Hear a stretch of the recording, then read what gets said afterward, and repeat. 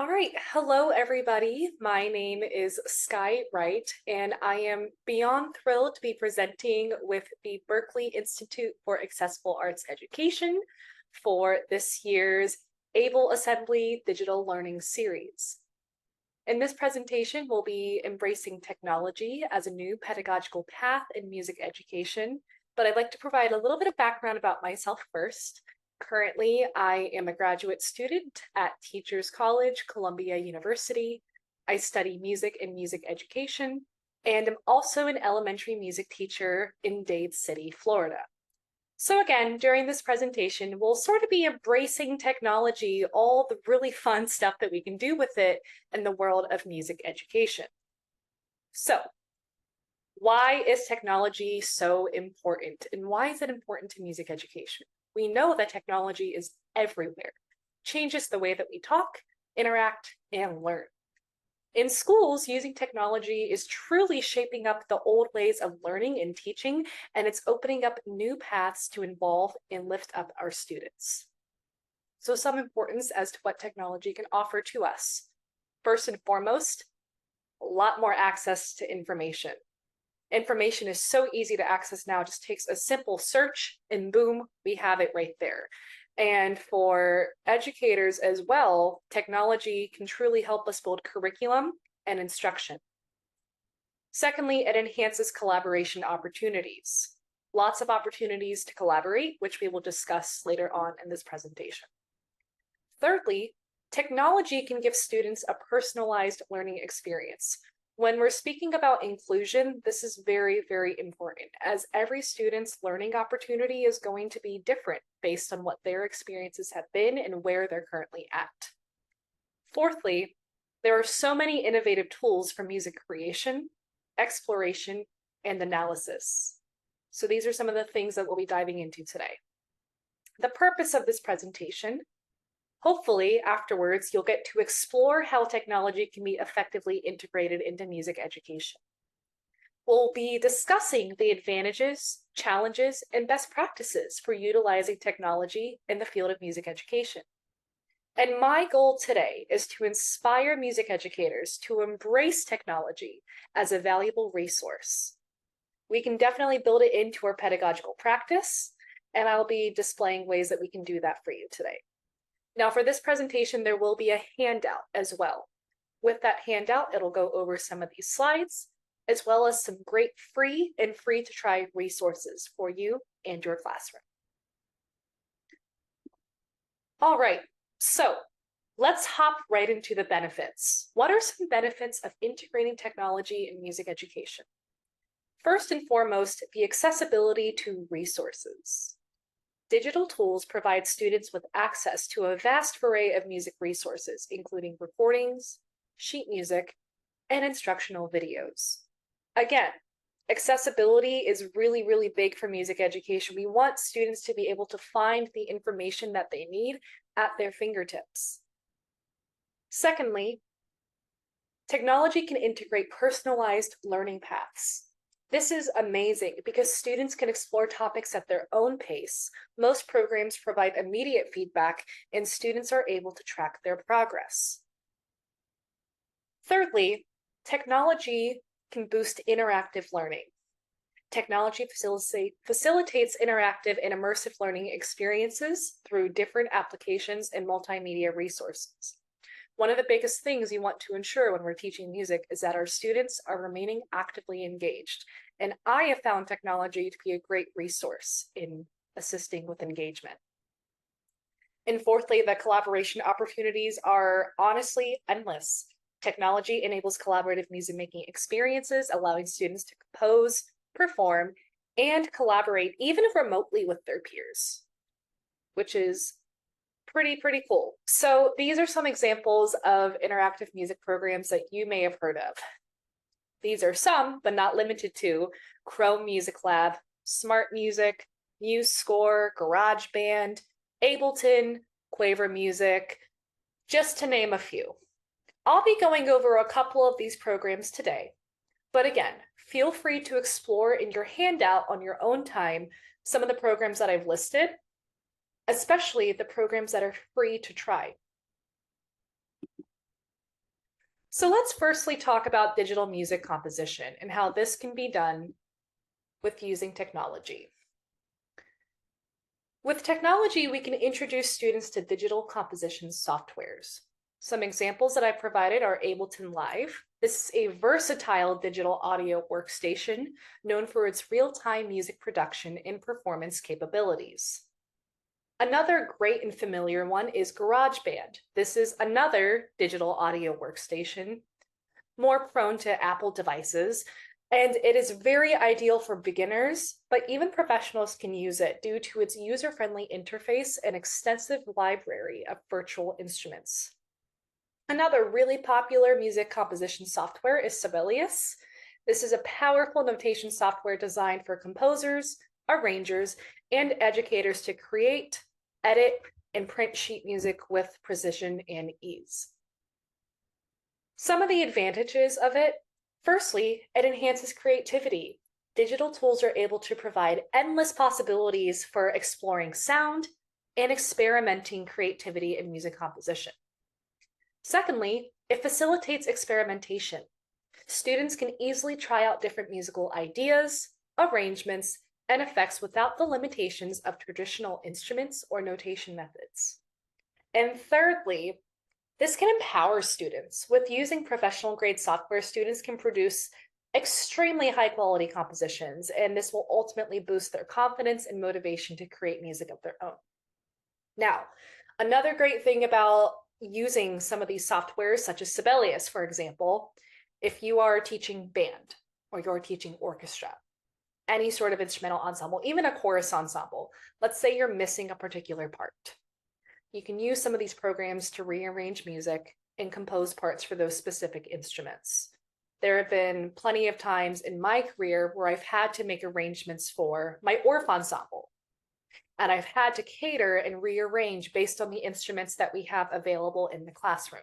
So not only are these softwares great for students, but they're great for teachers as well, especially when we're having to work with what we have on hand. An example I'm going to share today is Ableton. Ableton provides free online lesson templates for educators, which I think is great. And there are so many interactive lessons that students would definitely enjoy. An example that I've included here is creating a soundtrack. This is a really fun and creative project by Matt Ridgway. So even beginner musicians can do this. They can hear music when they're watching films, and you're using film trailers as inspiration for music that you're composing. This could be really great for like a small group project, especially if you are in a state or a school district that does a lot of music performance assessment during around March, April, where you still have a little bit of time left after those assessments are over. This would be a really great time to implement a project such as this.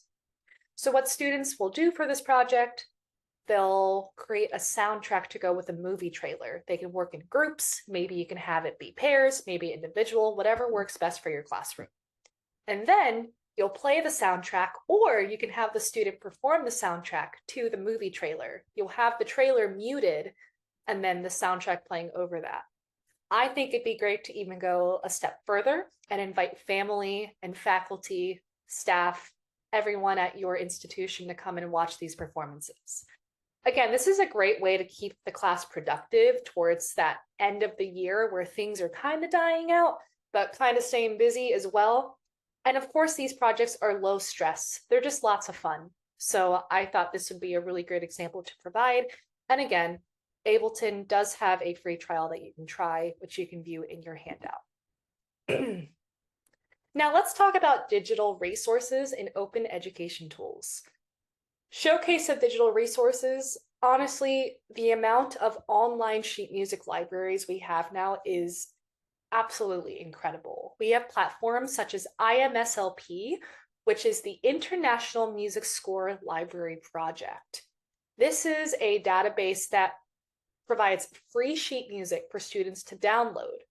And also there's MuseScore, which provides access to a vast collection of sheet music spanning various genres and skill levels.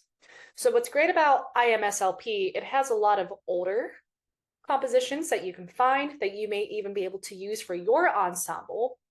Whereas MuseScore has more of an updated database, more arrangements that are created by composers that they share and upload to there.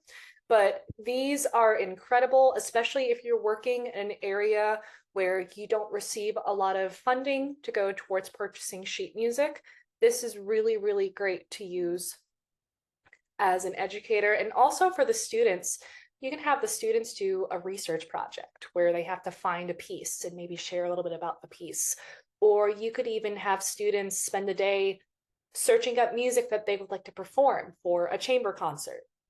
The fact that we have this vast amount of sheet music available online for free is just incredible. And I think of so many opportunities that can be offered with them.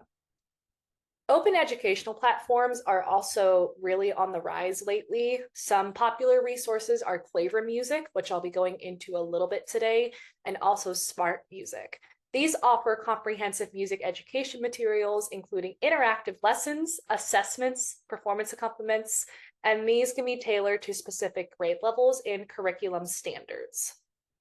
Some advantages to using these digital resources and open educational tools include, like we've mentioned before, the accessibility. These digital resources are easily accessible from anytime, anywhere, and allow students to learn at their own pace.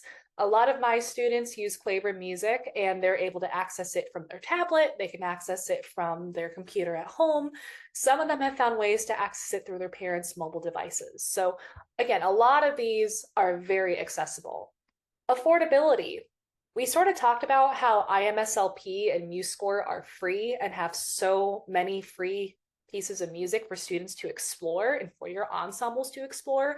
But many of these programs like Quaver Music and Smart Music either offer an extreme discount or they're completely free. And many of them also offer free trials. So the affordability of these platforms are incredible. And truthfully, they have so many customization options. You can customize several features. This allows for educators to tailor learning materials to meet the diverse needs and interests of their students. Quaver Music is amazing, and again, I'll be going into that today. The reason I really enjoy Quaver is because there are so many options for singing, so many options for instruments, so many options for learning about music history, music elements. So no matter where you're at in your school or what financial situation your school is currently in, there's something for everybody. So this is an example of Quaver Music, and it's a little bit more intense. So I do have a few slides on this, but here's an example of what Quaver Music looks like and what it includes.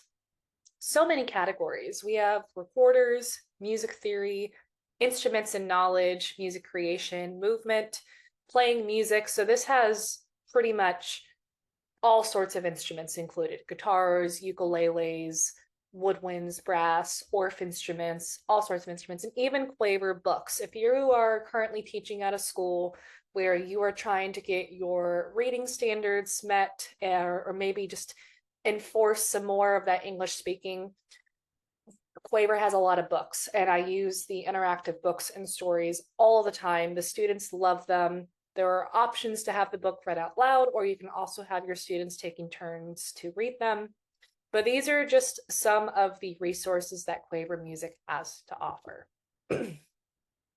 Here's an example of what some of the interactive activities from Quaver Music looks like. So here we have Fill the Pie. This is really great if you're reviewing rhythm with students. They can drag and create their own unique rhythms using different pie flavors. You can maybe have a really fun project to go with this, or you could have students work in small groups to come up with their own rhythm in class. Just some examples. And then also we have Epic Soundtrack. This is amazing. So this one is more based on strings, listening to string articulations. There are some notes about that as well, but also form and arranging. These are already pre-recorded soundtracks, so you can have the students drag them into the spots and play the soundtrack, and they're already pre-recorded. The students feel like master composers and truly have a really fun time with doing these activities. So these are some examples of activities that I have used in my classroom that my students have had a really, really fun time with. And again, I do have a free demo link to Quaver Music in the handout that I have. So feel free to look at that handout, and there's some more information on how you can get a free demo. What's also great are the amount of resources that Quaver Music provides for educators. We have resource creations, and we have pretty much a pre-built curriculum that you can look through as well. What some school districts will do, such as my school district, is they have worked with Quaver to upload the standards that we need to teach throughout the year. And they have pre-built lessons that we're welcome to use during the school year. So I'll share a little bit about the Quaver curriculum here in just a moment. Song-based lessons, if you're more Kodai-based or more ORF-based, or maybe you're working on a theme for the year. There are so many amazing song-based lessons you can use for the classroom. Some essentials, this includes essential notes for educators, some research documents, as well as a lot of assessment too. This is a great resource for also assessing students. And then also if you want to come up with your own curriculum, you're welcome to. So this is a little bit of what the curriculum looks like. Again, great accessibility to this pre-built curriculum, interactive song lessons, and customizable resources. I love Quaver. There are so many programs out there like Quaver as well. The only reason I'm choosing to explain this one the most is because this is what my school district uses, so this is what I'm the most familiar with. But our students are pretty much used to using Quaver as a resource at this point, and they truly do love it. One other thing that utilizing technology in music education is great for is the way that we can be very innovative with our teaching methods. So we can explore creative approaches for integrating technology into music education. One thing that I do a lot is gamification. We can incorporate so many game elements such as rewards, challenges, and leaderboards into music lessons and activities to enhance engagement and motivation. Gamification has definitely helped me with assessment. We are currently doing rhythm review with my lower level students, so my kindergarten, first and second grade, and we do sort of a tic-tac-toe game where the students divide into two teams, and each student has to take a turn to do tic-tac-toe. And it has helped me assess them, make sure that they are meeting their standards, and they don't even know that I'm assessing them. They just think we're playing a game and having a lot of fun. So gamification will be your best friend. Project-based learning. I am all for project-based learning in music education. We need to begin engaging our students in hands-on collaborative projects that will allow them to apply music knowledge and skills in real-world contexts. Obviously, students need to work together. When we're working in music, this is something that we do all the time, whether you're working in an elementary classroom or with an ensemble or even at a higher education level, students need to work together. It's how music runs. We collaborate and we're able to get a lot more done that way. So project-based learning is great. And also flipped classroom models. This is something that can really be a hit or a miss depending on the situation that you're in. But I personally, in my situation, am for the flipped classroom models. You can flip the traditional classroom model by delivering instructional content online for students to review outside of class, and this frees up class time for more interactive activities, discussions, and hands-on music making experiences. Now, for my position, it's a little bit easier. Again, this might not be the same for every single ensemble, but this is certainly something that you can try if you're open to it. In my experience, I have found that my students have been able to be more interactive and more of the assessment work is being done at home rather than in class. So again, some examples of innovative teaching methods and their impact on student learning. We've talked a little bit about Quaver Music and some other apps, but these interactive apps can really engage students in active learning and skill building activities such as ear training, sight reading, and music composition. Virtual performance platforms allow for students to showcase their musical talents and connect with audiences worldwide. And even remote collaboration projects can facilitate a lot of collaboration at a very flexible pace where they don't need to all be together at once to work on these projects. And students can work together to create, record, and produce music using digital tools and platforms. So I have a whole bunch of resources that you can look for in the handout.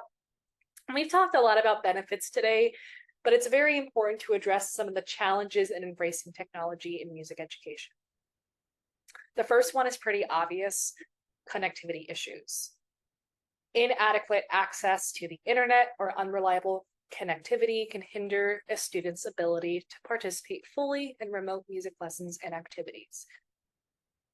We can work with school districts to try and provide students with more resources to that. But it also goes into access to technology. Disparities in access to devices and software may limit some students' ability to engage with digital resources and participate in technology-enhanced learning experiences. Again, this is something I think we can really start to come by if we're working with school districts, and if we're pushing for school districts that we need this accessibility, we can try to get the fundings we need to cover it. It's definitely a fight in some places that we'll have to be willing to make, but with all the benefits that can come from embracing this technology, I think it's a fight worth fighting. Resistance to change. Many educators, students, and parents may be resistant to adopting new technologies and innovative teaching methods, preferring traditional approaches to music education. It's not that tradition is bad in any way. Tradition has worked over time for several years now. But with technology and with our new generation of students that are up and coming, we need to find ways to keep it engaging. And when you really think about it, there's so much technology that they have their hands on at such an early age. Some of our students might be more prone to liking the technology more than we are. And we have to be willing to step out of our comfort zone to support our students in the best ways possible. Digital literacy skills. Students and educators may face challenges in developing the necessary digital literacy skills to effectively navigate and utilize technology tools and platforms for music education. I personally think that more professional development opportunities should be provided. That way, us as educators can develop these digital literacy skills even more.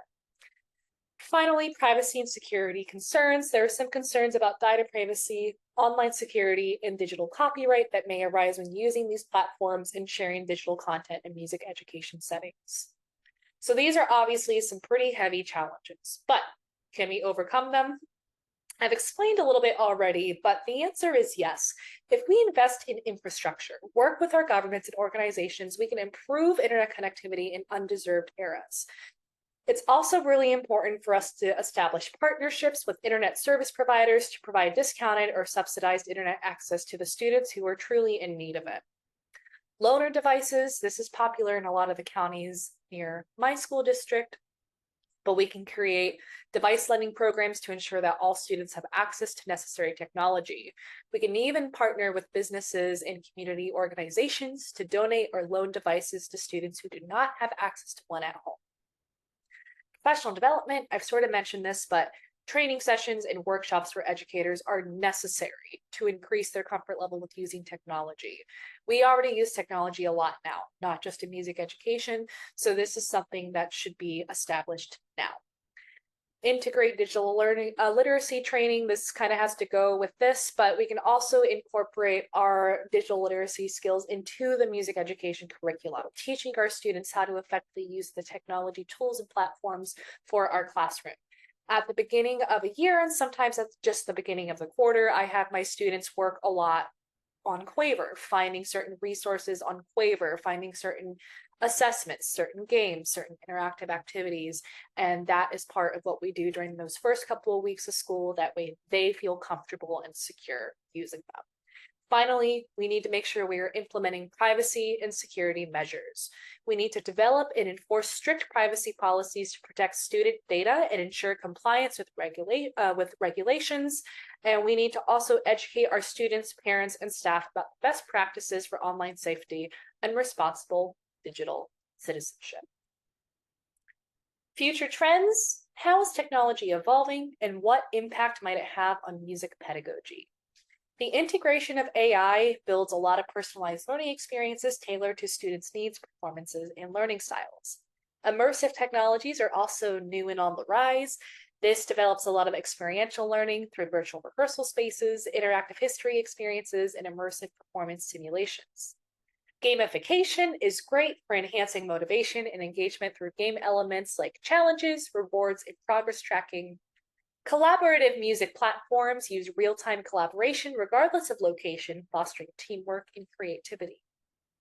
Accessibility and inclusivity are definitely on the rise with integrating technology because it breaks barriers with adaptive instruments and inclusive design practices, enabling all students to engage in music learning, regardless of the funding a school receives, regardless of the instruments they have on their campus. They're able to be involved with a very hands-on music education approach. Global collaboration, students worldwide can connect and we can show the appreciation of diverse musical traditions. And finally, teacher professional development, empowering educators with online resources and training to integrate technology effectively into their teaching practices. This should be a future trend. This should never be something that is going down.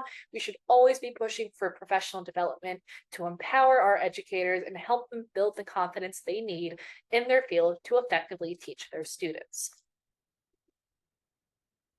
So we've learned today that technology in education revolutionizes teaching methods and empowers students in unprecedented ways. Students will benefit from increased access to information, enabling them to delve deeper, discover abundant opportunities to collaborate with their peers, fostering teamwork skills and diverse perspectives.